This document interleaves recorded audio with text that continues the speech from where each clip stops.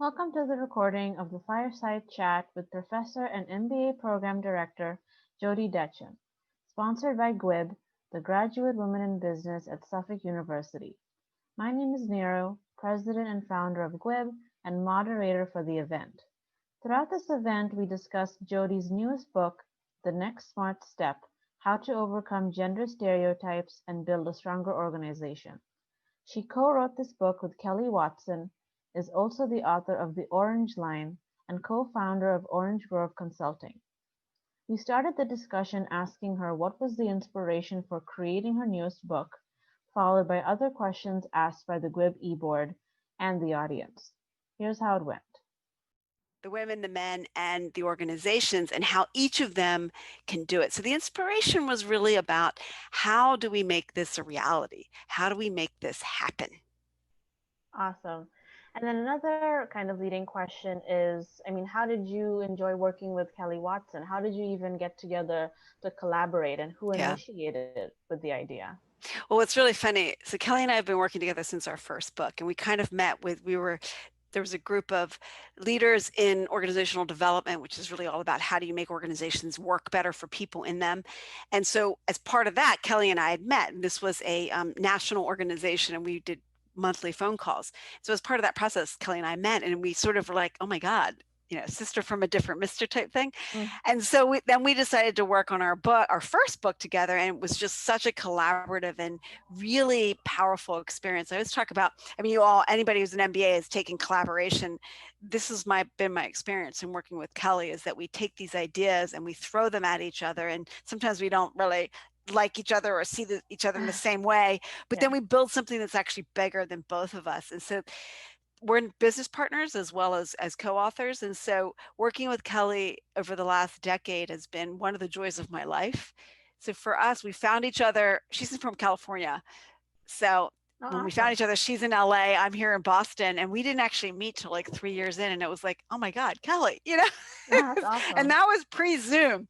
So, we didn't really have a chance to really know what we looked like even. But I always crack up because, when we all went, because of COVID, we went on Zoom in March, and people were like, oh my gosh, I don't know what to do. And Kelly and I are totally laughing because we've run our business completely virtually forever. We've never been in the same location. So for us, it's like, what's the big deal?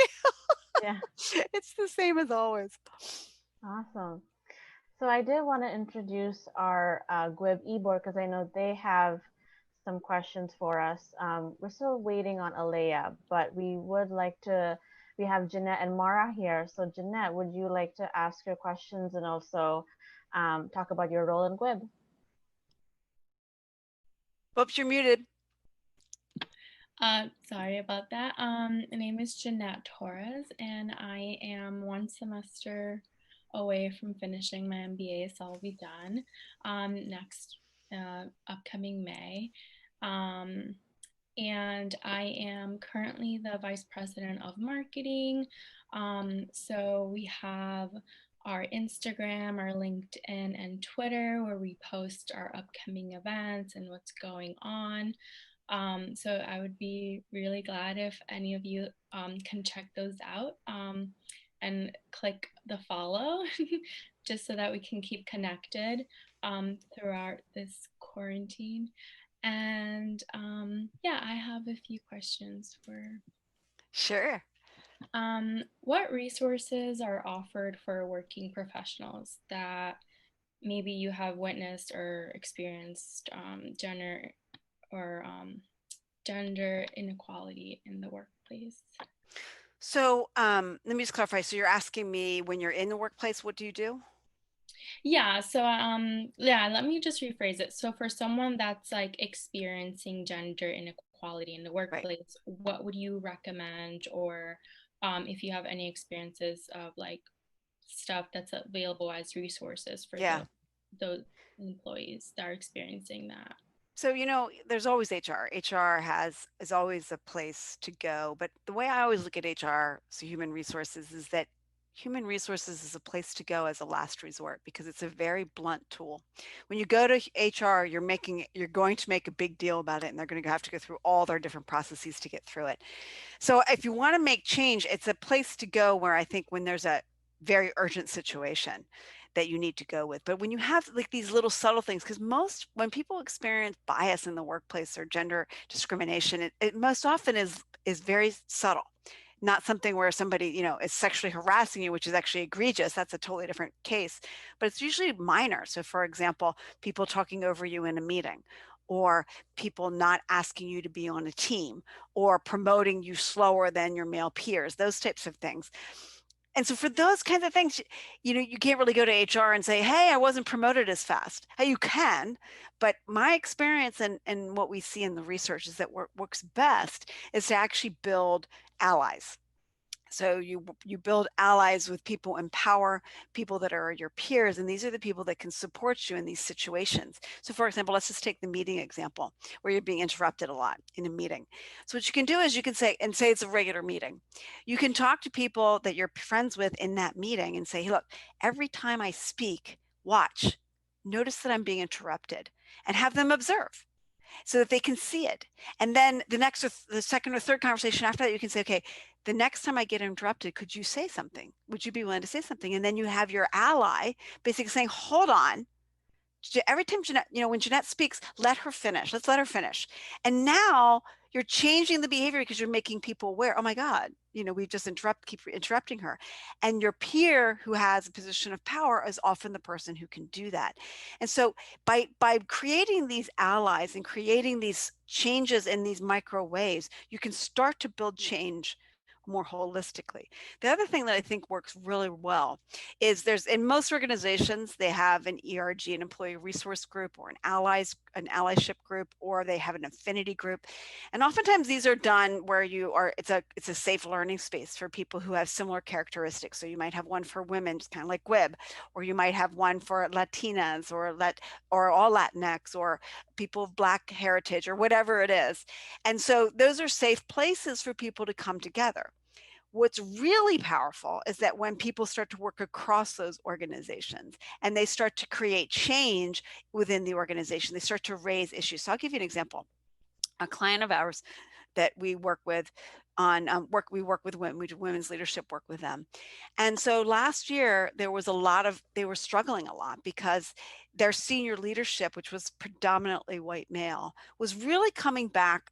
And this was during COVID, at the beginning of COVID, and was really being very old school. When I say old school, very, this is the only way it can work. There can't be a lot of flexibility, and all these other things they were coming up with, and the power was really marked.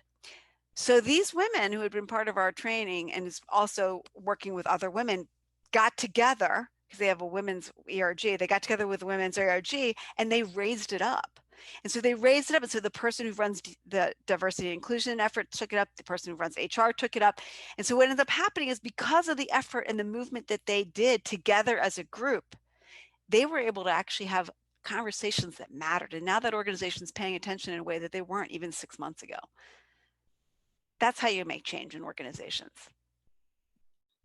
I'm glad you brought up the ally part, because one of my other questions was how we as individuals can be an ally to support gender inequality amongst affinity groups or workplace, like anywhere we're involved.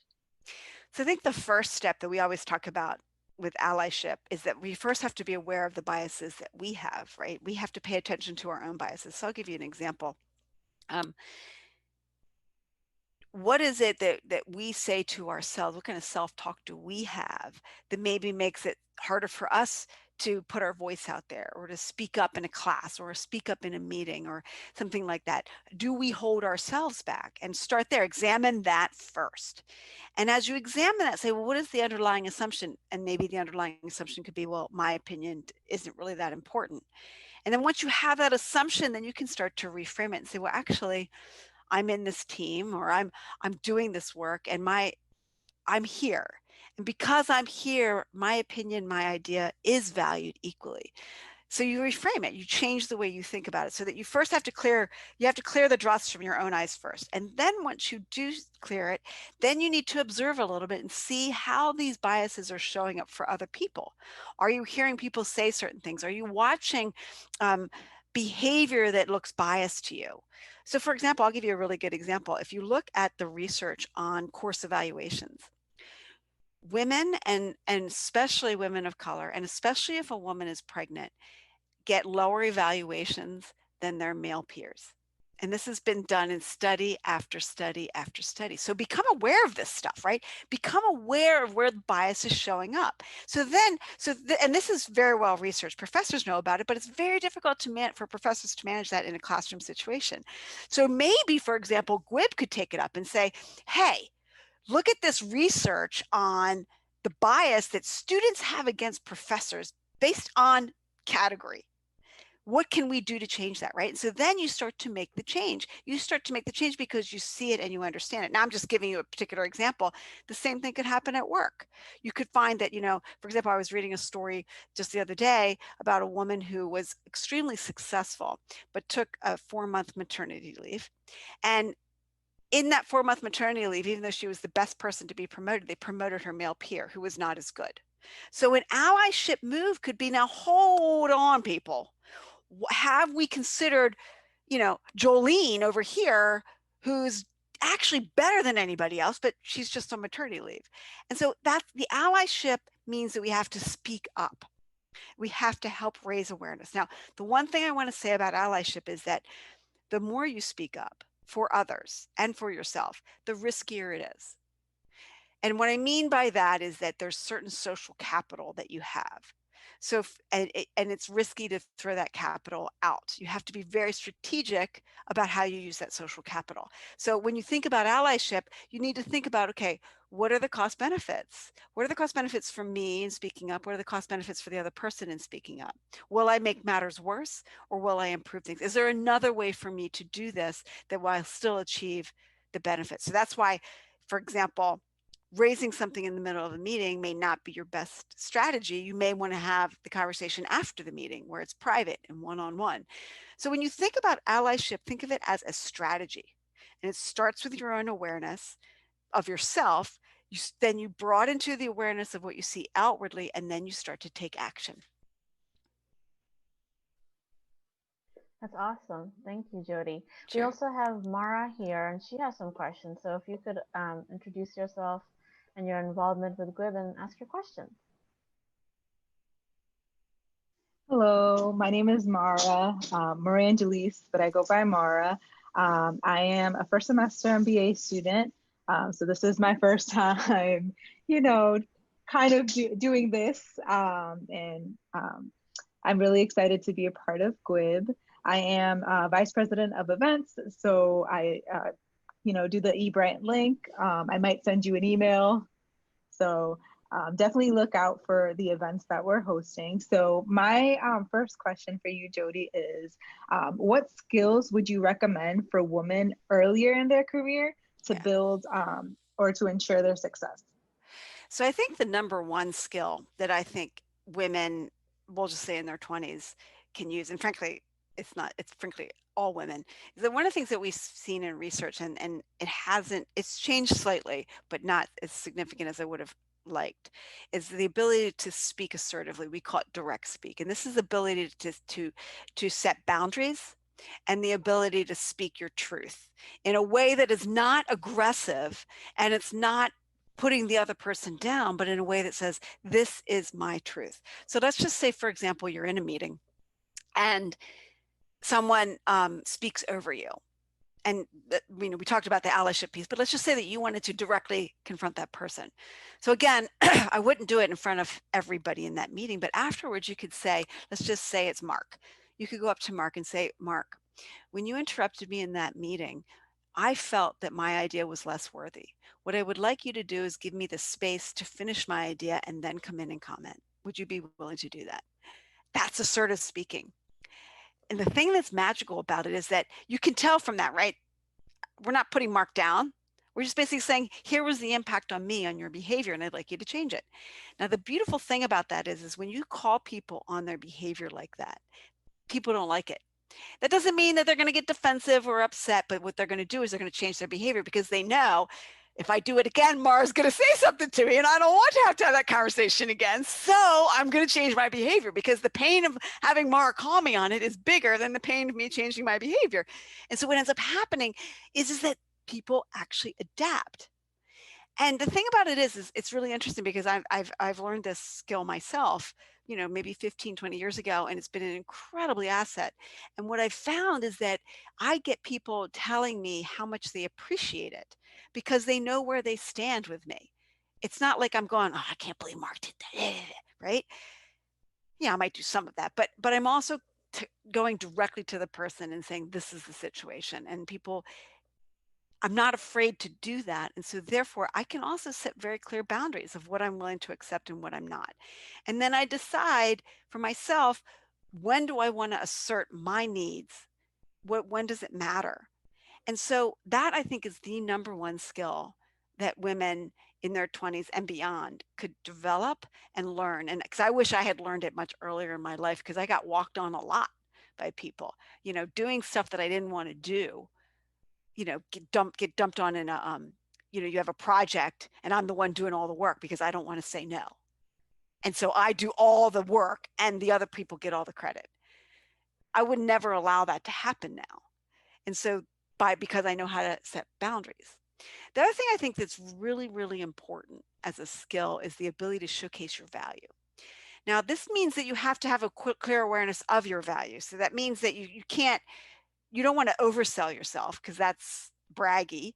But what you basically want to say is, here's the value that I'm bringing, and letting people know what it is you're up to. So for example, you know, Michael Benham runs graduate programs. And so every quarter, every 4 to 6 months, I send him an email and I say, here's what we're up to with the MBA program.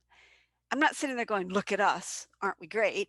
I'm saying, here's what we're up to. These are the goals that we set out for the year, and here's how we're progressing against those goals. Are we missing anything, or are there other things that you'd like to give us feedback on? What it does is it raises the awareness and the visibility of what we're doing, but I'm not bragging, I'm just describing. Does that make sense? And I'm also talking about the great work that Sarah's doing and Anna. And so I'm bringing a team with us. It's not just me doing it, it's other people that are involved. So as a result, it increases the visibility and it increases the impact that I'm having. It shows people my value without me sitting there going, aren't I great? Because aren't I great doesn't do anything, but sharing my value basically says, hey, you're busy. You have absolutely no idea, not because you don't have an idea, but because you got a lot of stuff to do on your plate. So let me help you make it easy for you. And so I think this is really about owning the responsibility for our career progression ourselves, and not letting or waiting for other people to do it. So those are actually in this third skill that I would like to share, and that is thinking strategically. So those of you that are MBAs, you know, those of you that are at the end of the MBA, you've done some strategy courses and you've thought about strategy from a business perspective. And so the third skill is really taking that exact approach about your career. So for example, one of the things that I often say to students, MBA students, is that they're like, well, I want to follow my passion. And I often say, well, the thing about passion is that it doesn't show up like, here's passion, perfectly wrapped, go, it's yours. It doesn't show up like that. You have to discover it. And so what that means is, when you have an opportunity, so say you have two opportunities, you're graduating and you have a new job opportunity and you have two of them. So you have to decide what's going to be the most useful for where I want to take my career. You're not going to be able, don't decide for what 10 years down the road is. Decide for the next 2 years. Okay, for the next 2 years, what is it that I want to accomplish career-wise? And will this company versus this company, will this job versus this job help me achieve that more effectively? And so you think strategically, but then you do the exact same thing once you're in the job. You think about, what role do I have? Do I want a bigger role? Do I want to take on more responsibility? Somebody asked me to do something. Is that in my best interest? Is that in the company's best interest? And so the exact same tools that you learned in global strategy and in strategy, you apply to your career. So if you do those three things, be more assertive with direct speak, really showcase your value in a way that is just really supportive and sharing, and then think strategically about your career, it's going to be amazing what you can accomplish. I wish I had those skills when I was in my 20s. That is so great. I definitely, I definitely relate to what you're saying, especially the being assertive. I think a lot of times we don't feel comfortable Yeah, enough to be assertive, but like it's so important to do that.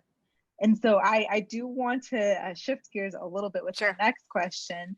It's more so, how has COVID impacted the gender diversity gap? So there's some bad news here. Unfortunately, I'm really kind of upset about it. And I'm not sure. Actually, I just tweeted this morning because I saw yet another article about how McKinsey Lean In did a study about 2 weeks ago and basically found that 1 in 4 women are trying to figure out whether they need to leave the workforce or dramatically reduce their work because they can't handle all the additional responsibilities. So there's a couple factors here, and this is really worrisome to me because I yesterday I tweeted to Elizabeth Warren, and I tweeted to the governor, and I tweeted to the mayor. I live in Newton, and I'm just like, where are you?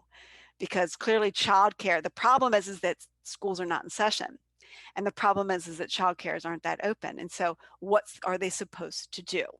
So there's two pieces, and I want to talk about the external, and then I'm going to talk about the internal. From an external perspective, I think our society has really let down parents, not just women, but parents in terms of childcare.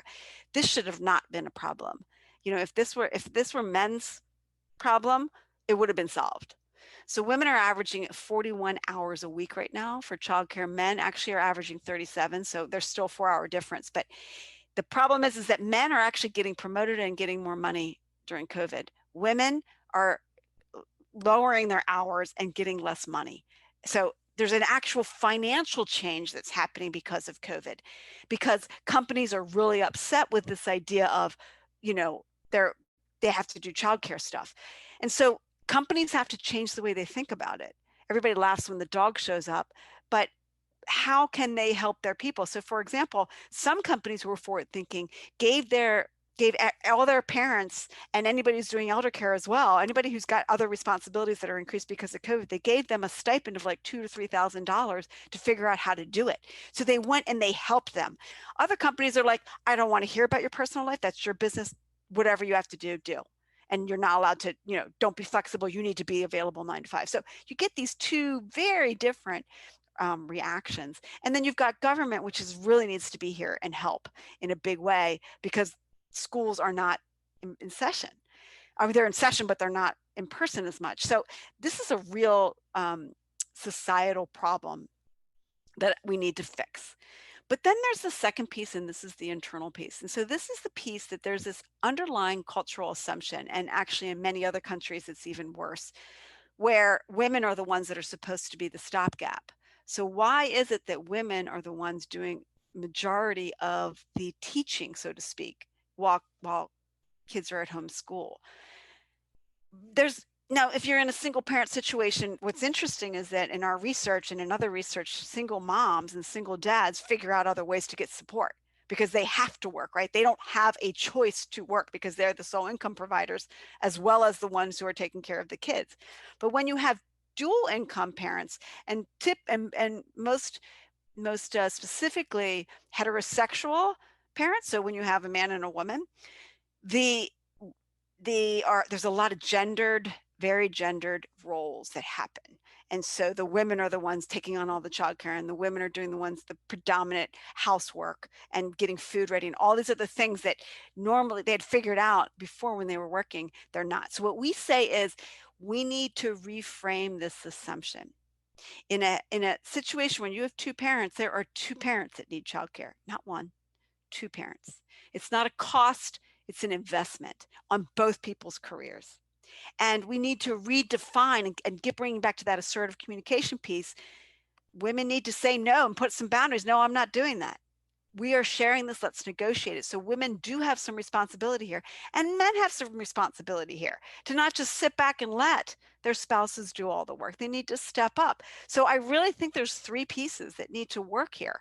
And the reason that I don't talk about the homosexual couples as much is because actually the gender dynamics there research tells us that they're very different.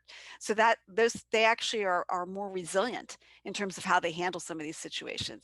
But heterosexual couples are the ones that go into this traditional gendered approach And this is not all by any means. There's many people that are many couples that are very progressive, but you can tell by the statistics that there's quite a few that are not. Thank you. You're welcome. I just want to point out there is a question on the Q&A. Oh, sure. So Julie wrote, I am planning to apply for MBA program in US next year. Additionally, my next goal is to find an opportunity to work in the US. Although I have had 6 years working experience, all of my time was working in Japan, which is well known for conservative working culture. Can you give me any advice of how we as Asian women should understand in order to adapt and adjust ourselves in the US working environment in general? Oh, Julie, what a great question. So I think the first thing that I would suggest is that in your first semester, you're going to see very, very quickly how different the US MBA environment is. So, you know, probably, Jeanette, what do you think? There's constant conversation, constantly people having, raising their hands and talking. What do you think? Yeah, I agree. There's a lot of interactions during the classes, and a lot of different people from different career backgrounds and different industries and different cultures and everything that come in, and they kind of are all put into this whole different the MBA program is like somewhat very different to them. Like for me, especially, I come from a healthcare business background. So going into the MBA program, I kind of had to go back and learn all of the basics for anything related to business. So, yeah. Yeah. So there's the business acumen and the ability to really know some of the basic pieces, which you'll learn when you start your MBA. But I think the other piece of it is that starting to take the risk to speak up more, because it's a skill. It's a skill.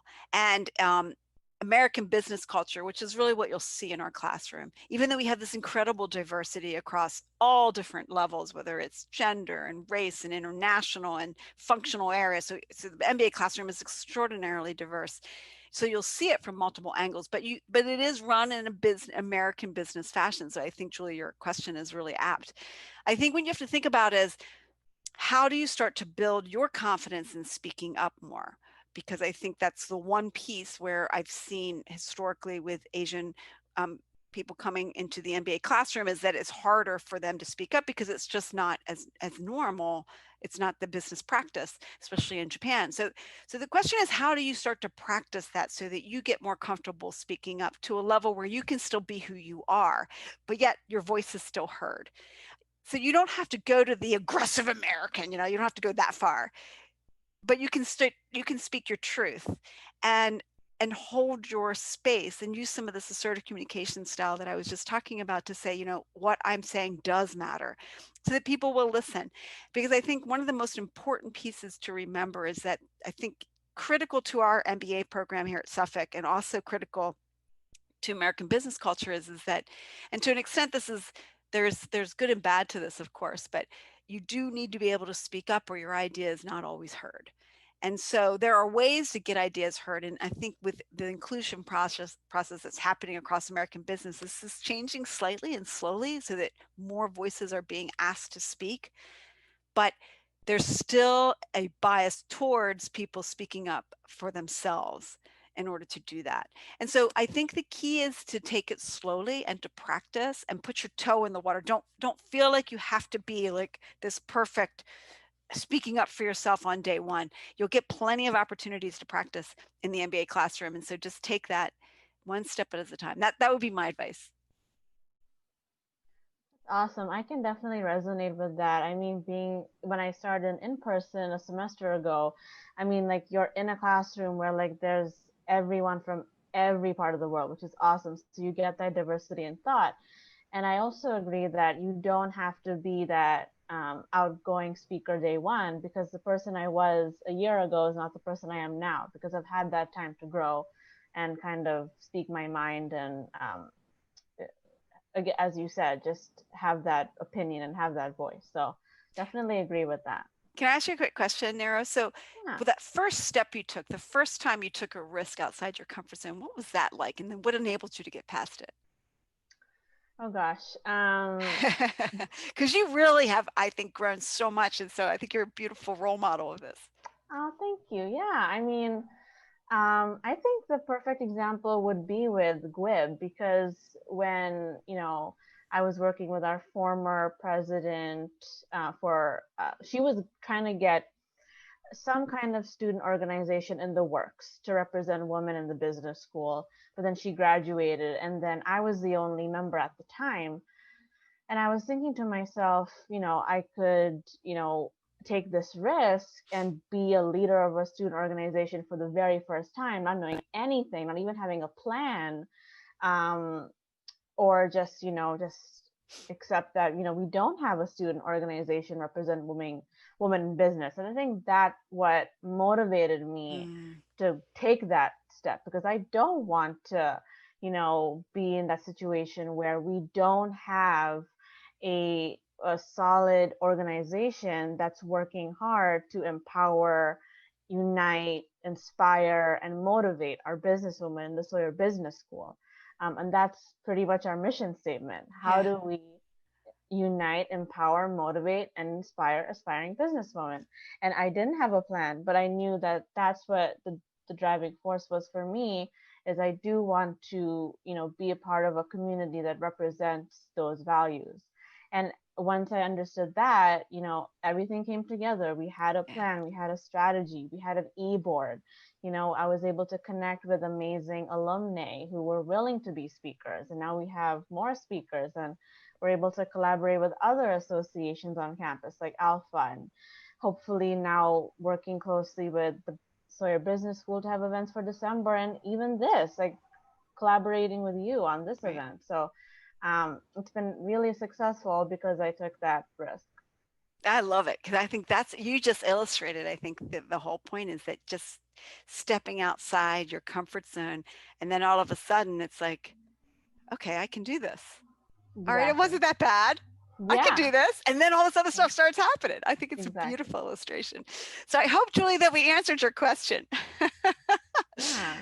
The first step's still a little scary sometimes. I'm just trying to see. Did we get your question, Julie?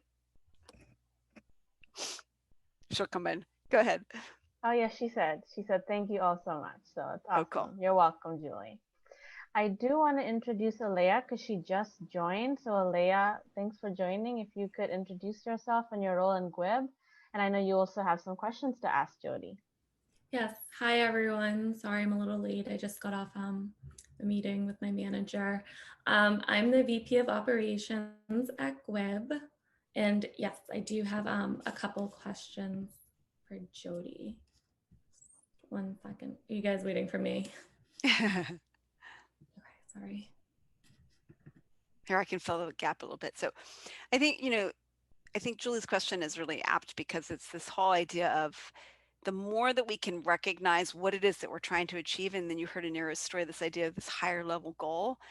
And you can also talk about the higher level goal in terms of impact, because I think that's the one thing that I've seen is so motivating for women in general, is that when they realize that they can actually change the world of work so that the next women that come in line have it easier.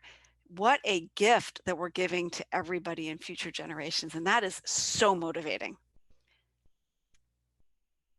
Okay. I agree, Jodi, for sure. So just a couple other questions.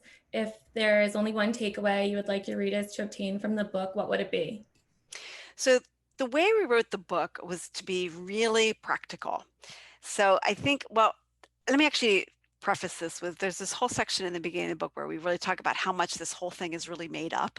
And we have this whole parable and things of sort of flipping the world on its head, saying, like, if men were in this position, what would it look like? And so when you look at the data and the research, what you find is that what's gendered, what's looks gendered today, which was supposedly a female job today, was actually a male job before, or vice versa. So for example, I'll give you the example of, I started out as a programmer analyst when I graduated college. when I was a programmer in the late 80s, early 90s, guess how many women were programmers? Anybody want to guess? Like in percentage terms or just whole In percentage, numbers? just in percentage, in percentage. I Guess don't how know, many I guess programmers were women? Software. 5 to 8% maybe? 5 to 8%. Anybody else want to guess? Anybody in the audience can guess too. Let's see. One more guess. I'll give it a 10%. Maybe. 10%. It was 40%. Oh. Now it's less than 20. So women were the first software engineers. In fact, we have a quote in our book from a woman from Raytheon from the 1950s. She's like, men can't do software. That's women's work. And everybody saw, what was that movie about the 3 African-American women at NASA, Hidden Figures. Women were big in tech. And so what happened was in the 90s, parents would give their sons the PC, because that's when the PC came out. And then in TV, what ended up happening was the women were the prize for these geeks. And so we lionized these male geeks. And then we said the only women that can do it look like a certain thing. And so we basically created it. We created the situation that we have now. And then because the men were all there, it became broified and all of a sudden, you have what you have today. But that wasn't the way it was history. It was all made up. So one of the biggest takeaways is that the stuff, don't buy any of this bifurcation stuff. Don't buy any of this either orness. You have black, white, you have men, women, you've got able-bodied, disabled, it's all false. It's a false dichotomy. So the first thing I want you to do is just blow it up and say, this is made up. How might we look at it differently? The second thing is that this is totally doable. And the way we really wrote the book, both my business partner and I come from very operational backgrounds. So as VP operations, you probably can totally relate. We get it, right? This is about the business making money. And so what we're basically saying is approach inclusion the exact same way you would approach, implementing a new IT system. It's absolutely no different. The difference is that it's a little fearful. We're afraid, but in terms of how you actually do it, it's the same. Figure out what your goals are, figure out your plan of action, pilot and implement and measure along the way, right? It's the same process. The problem is, so I think our second takeaway is this idea of this is doable. Create a strategy and implement it. The problem is I think there's a lot of fear around it. And so what we need to do is address the fear head on. And so this comes back to that assertive communication that I was talking about earlier. The more we just name the fear and say, this is the situation, I don't know what to say in this situation. How can I help? And we show some vulnerability, then we can actually have a conversation about it.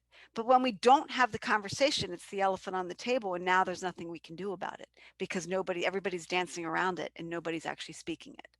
And so the more that we can be open and vulnerable about it, the more we can actually move forward and make change. So that's how I would classify it. That's awesome. One thing that's interesting that you mentioned that it was 40% and then it went down to like 20 or 20% or even less than that. Do you have some insight on why that is? Like, why has it decreased so much? Yeah, so what happened is when the parents gave the PCs to the sons then played around with it and they became more comfortable with technology, whereas the girls didn't have a lot of comfort with the technology. So they would go into the first programming class and the boys would have the answers and the girls would not, and they felt very uncomfortable, so they quit. What's interesting is that you've got like 2 universities out there, Carnegie Mellon and Harvey Mudd, which actually have 50% of their technology, their computer science programs are women. And they have I don't know what the percentage off the top of my head, but they have a significant percentage of people of color as well. And what they did was they created another track, which was, I don't know anything about technology, let me learn. And I think when you look at our MSBA program here, we've done an incredible job attracting women into that program because it's not this, you have to have all this stuff before you get here. It's very open. It's like, come on down. And I think it's really just about, again, a warm welcome opening to say, heck, it doesn't really matter what your gender or your skin color is. This is about technology, where everything's going. And so the thing is this, if you look at what's happening at all the tech firms, for example, if you walk in as a woman or as a woman of color or a person of color, you have these skills, you will get hired. This is not a problem. So the question is just how do we build these, and this is a college question, how do we build programs so that they become more inclusive so that more people get attracted to them? But that's why, that's the history of it. Yeah, very interesting. I'm actually in the MSBA program myself. I'm a dual degree. So it's interesting to hear how it was all women and then it went down. And I do notice in my classes that there is a good mixture of men and women. So yeah, we do a great job at Suffolk. It's one of like these untold stories that we do such a great job bringing women into the MSBA program. Yes, and I did have one more question. Sure. So during your research for the book, what was one statistic that surprised you the most about gender stereotypes? So the thing is, I have to say is, you know, I've been doing this for so long, so I wasn't really surprised by any stats because I've just seen it for so long. But I guess the one thing that I think is one of the most important statistics that we need to keep in mind is the one, there's two stats. There's one from the WE Forum, and then there's one from McKinsey Lean In, both of which say that at the current pace of change, it's going to take women over 100 years to achieve equity in jobs in just the United States. It's longer if you go to other places in the world. And so the reason I think that stat is so important, and a lot of times people are like my son is basically like, you can't extrapolate from today, but the problem is this, the movement is not high. So I'll give you an example. The increase in female CEOs last year, Fortune 500 CEOs, went from like 4% to 6%. And everybody's like, oh, it increased. But let's be real, from 4 to 6% is nothing. It's nothing. And this has been the pace of change for the last 2 decades. Nothing's really changed much since 2004. And now if you think about what's happening with COVID, with women being pushed back even farther in their careers, this is a big problem. And so I think I'm hoping that statistic is like a wake-up call for people to say this matters, and it matters. And here's the other piece. At the end of the day, doesn't everybody just want to be able to show up at work and give their best? I think there's some people that don't, but the majority of people want to show up to work, feel like they belong, and feel like they can give their best. And I think the majority of CEOs want to create a culture like that. And yet many of their cultures are not like that. Many of their cultures don't feel like that for women or people of color. So why not change it? You know what I mean? It's like, we all want to belong. So let's change our culture so that we can. And then imagine the potential. Imagine the untapped potential that will happen as a result of that. The companies that are early stage in this process are going to rock it. That's awesome. Thanks for sharing that. I actually had another interesting question to ask you, Jodi. As I mentioned in my introduction to you, you've done so much. Is there a special, I guess, project or achievement that you are the most proud of, and why? So I am not the type of person that I tend to be proud of a lot of different things. I think one of the things I'm most proud of is what we've done with the MBA program in the last 4 years, and how we've really differentiated ourselves in the market, how our professors really love the program and are so committed to it. I'm very proud of that. I'm very proud of being able to create an incredible MBA team that has just constantly coming up with better ways of doing things. I'm proud of getting my doctorate right now. I'm in my 3rd year of that, so I'll graduate in May. So I totally understand what it's like for all of you to like work and do school.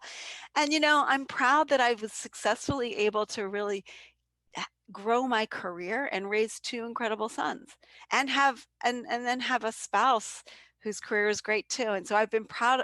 I think I'm most proud of the fact that my career matters, my husband's career matters, and our family matters. And I really feel like I've lived the whole thing. You know, it wasn't easy all the time. It's still not easy all the time, but God, it's so much more fun to live all of it. I don't want to leave anything on the table when I go.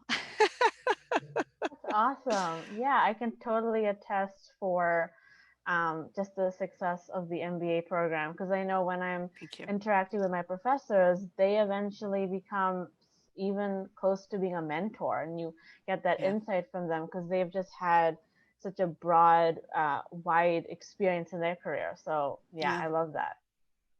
Thank you. So we do have about 10. Wait, you went mute.